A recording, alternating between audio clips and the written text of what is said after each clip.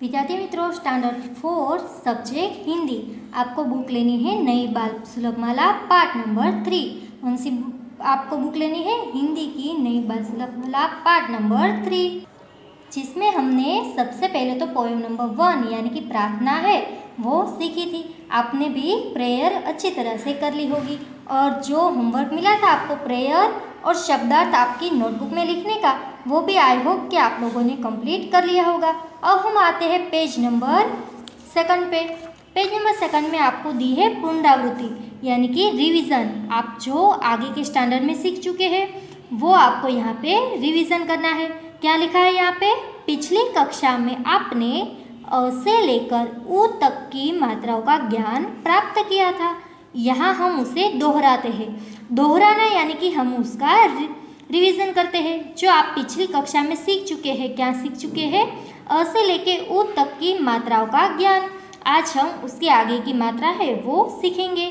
You have read about the vowel symbol from अ to उ in the previous class. Let us revise it.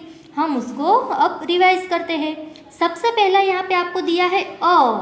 बच्चों, अ को अगर हमें यूज़ करना है तो हमें सिर्फ उसको ही लिखना है। यहाँ पे कोई भी मात्रा आएगी नहीं। देखिए यहाँ पे बीच वाला पोर्शन है वो खाली है क्योंकि वहाँ पे कुछ नहीं आएगा। हम उसको अगर गुजराती में कहें अने काई नहीं अ, उसी तरह से अ है वो है खाली। तो यहाँ पे एक शब्द बना हुआ है कम, कम यानी कि थोड़ा। अब यहाँ पे अ के बाद का स्वर है वो दिया है। अ के बाद का स्वर है आ। अ से खाली और आ लिखना हो तो हमें अ के पीछे क्या लिखना है? वन स्टैंडिंग लाइन, जो कि आपको यहाँ पे बीच में दिखाई गई है कि इस तरह से आपको कोई भी शब्द के पीछे एक स्टैंडिंग लाइन बनाओगे तो आपका जो यूज़ है वो वर्ड होगा आ।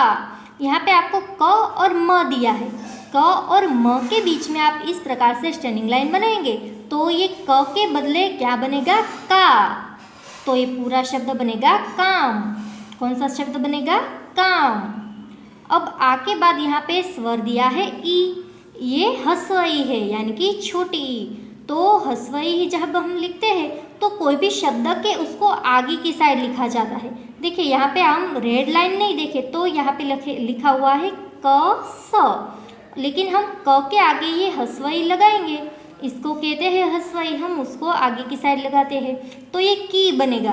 क्या बनेगा? की। तो ये पूरा शब्द बनेगा किस।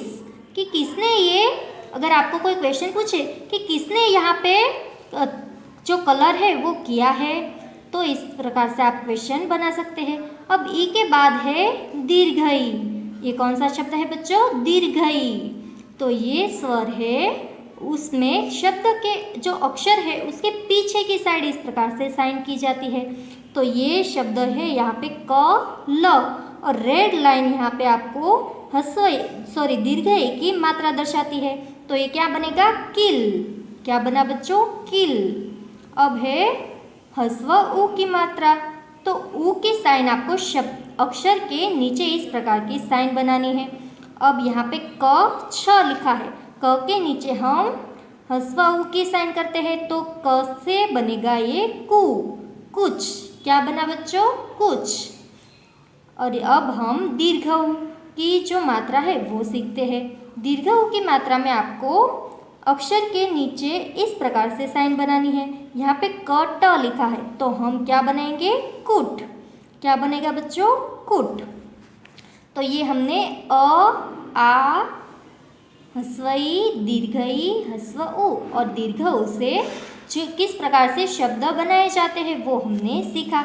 अब हम नीचे का पिक्चर देखते हैं। देखिए बच्चों, यहाँ पे जो क्लास टीचर है वो बच्चों को हिंदी पढ़ा रहे हैं कि क्या इसमें देखें। अ सबसे पहले तो लिखा है, यहाँ पे जो बोर्ड दिया है बोर्ड में क्या लिखा है टीचर ने? अ के नीचे कुछ भी साइन नहीं की है यानी कि अ से खाली, आ से वन स्टैंडिंग लाइन और हस्व ई से इस प्रकार से साइन करनी है। और दीर्घ ई आपको लिखना है तो अक्षर के पीछे की साइड इस प्रकार से साइन करनी है और उ लिखना है तो अक्षर के नीचे इस प्रकार की साइन कीजिए और दीर्घ उ लिखना है तो इस प्रकार से साइन कीजिए। ये सारी बातें हैं वो टीचर बच्चों को सिखा रही है।